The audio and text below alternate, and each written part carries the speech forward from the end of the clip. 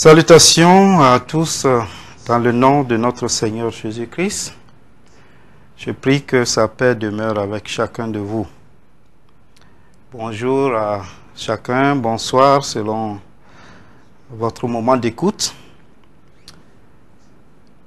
En ce temps difficile de santé publique, nous saisissons l'occasion pour souhaiter prompt rétablissement aux personnes subissant la maladie, sinon j'allais dire les maladies actuellement. Et nous prions pour la consolation des familles ayant subi le départ de leurs. Nous prions également pour que Dieu épargne les populations et qu'il soustrait nos nations du règne de cette pandémie. Je vous invite au partage de la parole de Dieu autour d'un texte bien connu, des chrétiens surtout, le texte de Jean, le chapitre 15, les versets 1 à 8. Quoique nous pouvons lire tout le chapitre, nous allons nous contenter des 8 premiers versets. Et je vais lire ce texte. Jean, le chapitre 15, les versets 1 à 8. Je suis le vrai cep, et mon Père est le vigneron. Tout sarment qui est en moi et qui ne porte pas de fruits, il le retranche. Et tout sarment qui porte du fruit, il l'émonde afin qu'il porte encore plus de fruits. Déjà vous êtes purs à cause de la parole que je vous ai annoncée.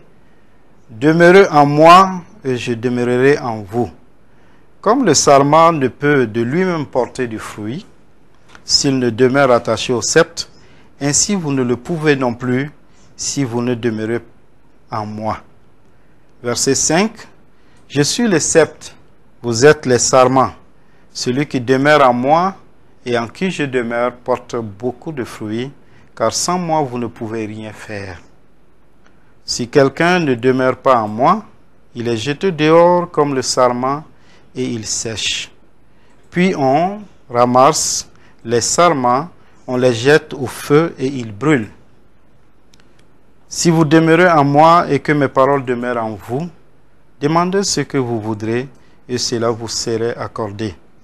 Si vous portez beaucoup de fruits, c'est ainsi que mon Père sera glorifié et que vous serez un disciple. Nous proposons donc d'orienter notre réflexion de ces moments autour de l'invitation du Seigneur Jésus qui est contenue dans ce texte, surtout au verset 4 où il dit « Demeurez ». Il demande à ce que nous puissions demeurer en lui. Ce qui fait que notre réflexion peut avoir comme thème « Demeurer en Christ ». Jésus est le sceptre, il a dit, et nous sommes les sarments. Cela implique notre dépendance de notre Seigneur Jésus-Christ. Il a décrit notre statut ainsi.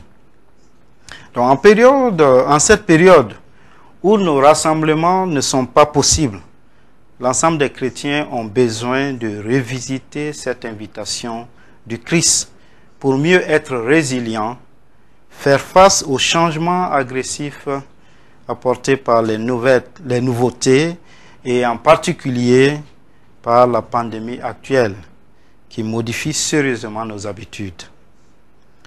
En revisitant donc cette invitation du Christ, quelques éléments de réponse peuvent venir de nous qui sommes les chrétiens et nous voulons en relever quelques éléments ici. Il y a plusieurs éléments, il y a plusieurs choses qu'on peut retenir, mais nous voulons juste partager 4 choses avec vous. La première des choses est que demeurer en Christ est un choix. Nous allons devoir choisir de le faire, à prendre la résolution de le faire. Demeurer en Christ fait appel à la constance de notre part. Nous devons demeurer. Et le mot demeurer nous invite à cela. La troisième des choses fait appel à l'effort de correspondre, de convenir. Et nous allons voir tout cela ensemble. La quatrième chose que je voudrais qu'on partage est que demeurer en Christ est l'atout du chrétien. C'est nécessaire pour le chrétien. Revenons à au premier élément que nous voulons partager. Demeurer en Christ est un choix, une décision. Nous devons assurer et assumer la responsabilité de notre choix à demeurer en Christ. Aujourd'hui, le temps qui fait que nous connaissons est très favorable au choix imposé, déguisé sous un choix libre. La vie religieuse n'échappe pas à cette réalité que nous connaissons là. Beaucoup de gens pourraient peiner à demeurer en Christ s'ils n'ont pas d'abord choisi eux-mêmes librement de demeurer en Christ. Je m'explique. Plusieurs choses poussent les gens aujourd'hui à se déclarer appartenir à la communauté des chrétiens, sinon à la communauté religieuse si vous voulez.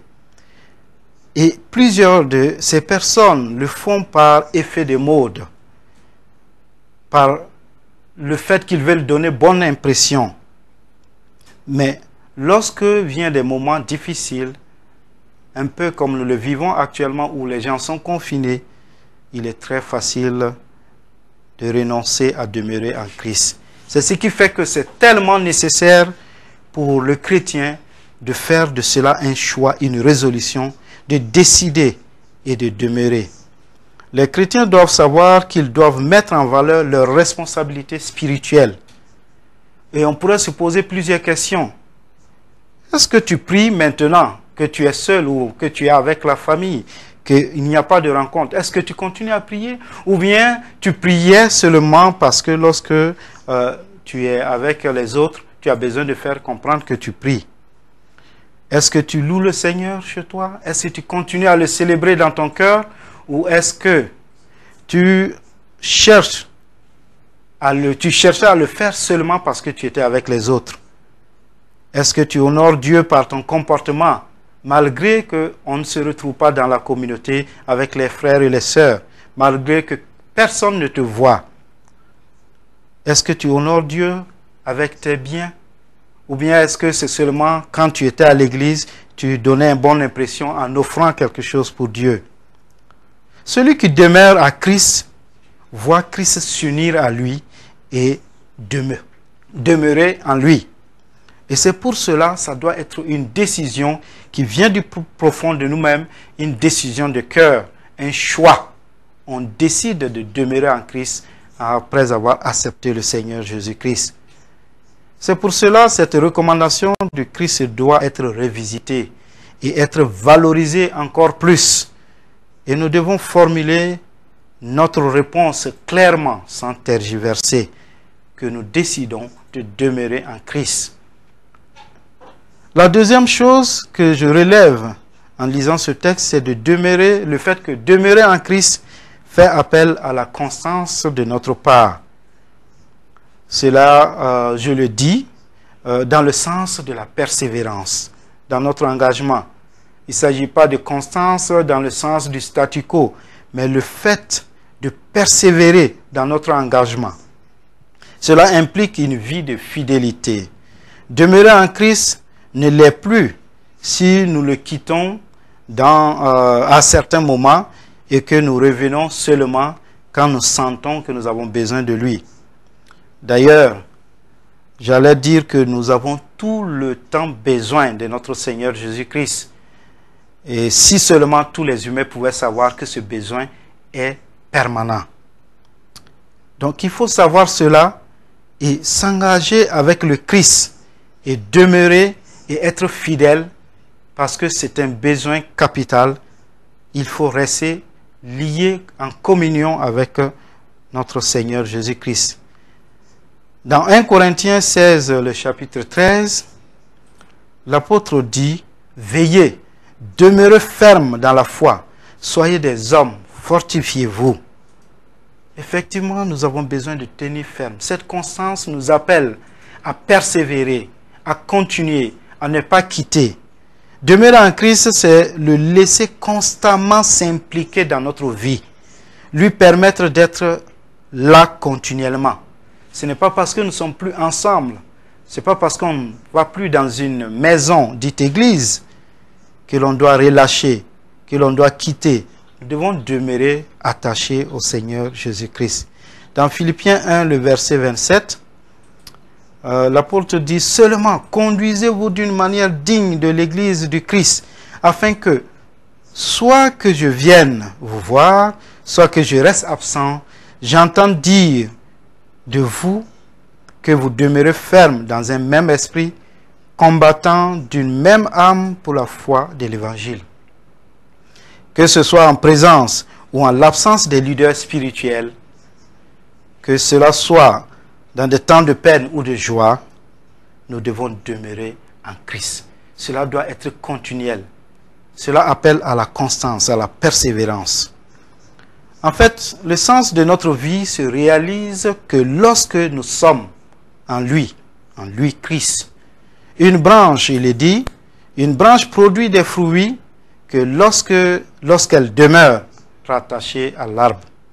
Si vous coupez la branche, elle perd ses privilèges et ses chances de réaliser sa vocation qui est de porter des fruits, qui est de s'épanouir.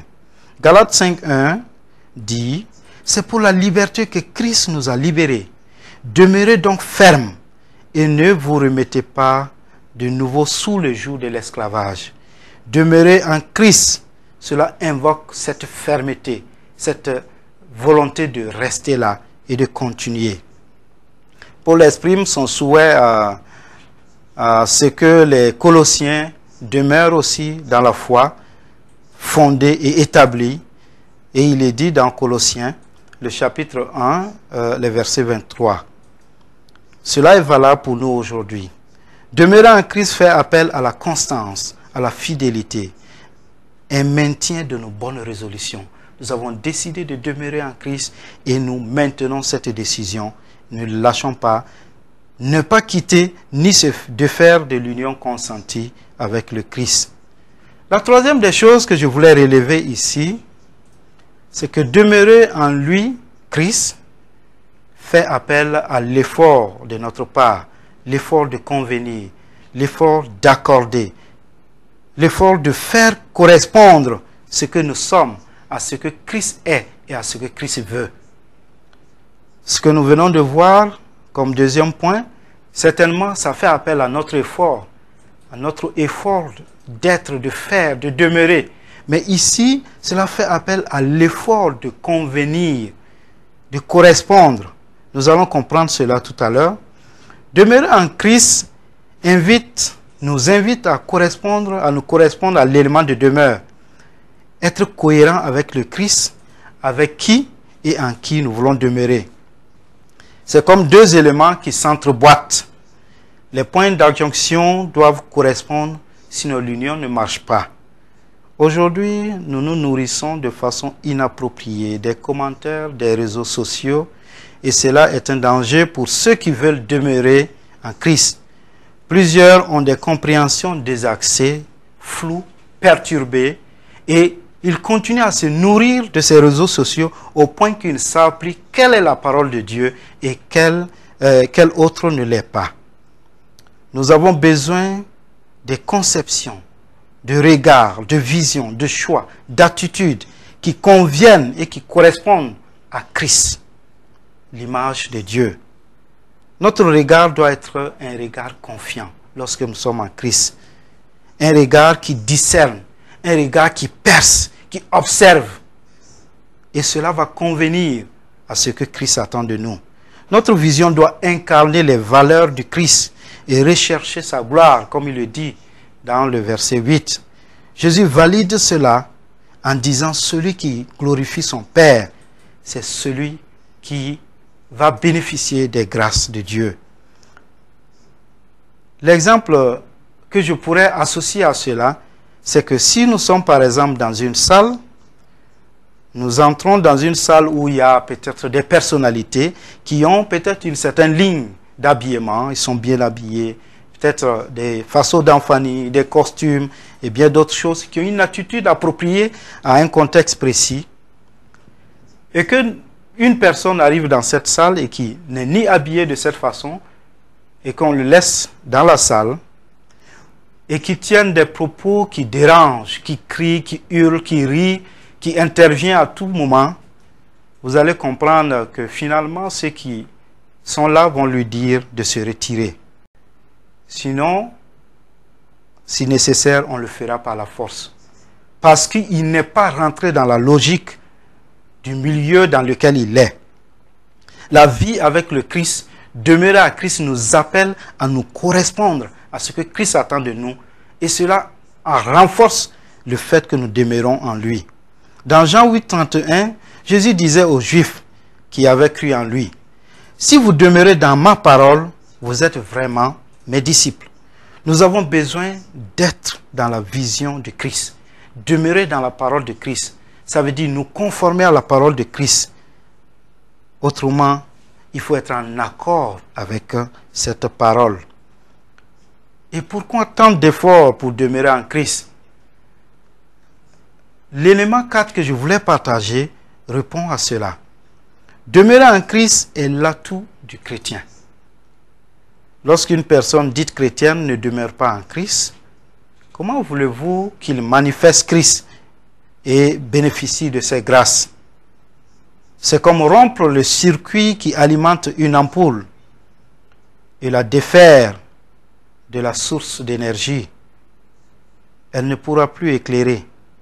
Demeurer en Christ est ce qu'il faut pour le chrétien.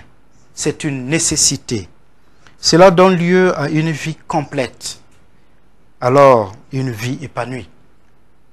Notre meilleur atout dans ce contexte trouble de la situation sanitaire que nous connaissons, et qui est mondiale d'ailleurs, c'est de demeurer en Christ. Il prendra le contrôle, ce contrôle que nous n'avons pas. Même les grandes puissances tergiversent. Personne n'arrive à prendre le contrôle de cette situation. Plusieurs choses sont arrivées, plusieurs décisions sont prises. Tout cela, c'est pour tenter de prendre ce contrôle. Si Christ a le contrôle de votre vie, si Christ a le contrôle de ma vie, c'est sûr qu'il adviendra absolument ce qui est bien pour vous et pour moi.